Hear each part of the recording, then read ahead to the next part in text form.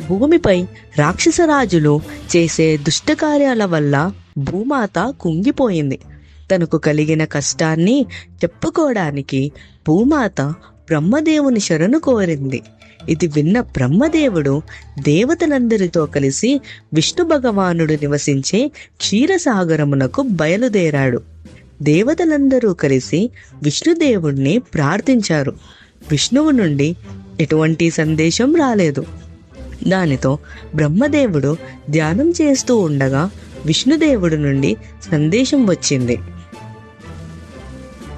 అది విన్న బ్రహ్మదేవుడు మిగతా దేవతలతో ఆ సందేశాన్ని వినిపించాడు.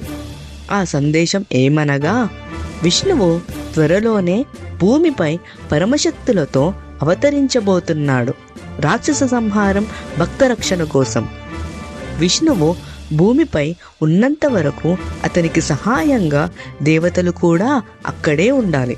దేవతలందరూ యదువంశంలో జన్మిస్తారు.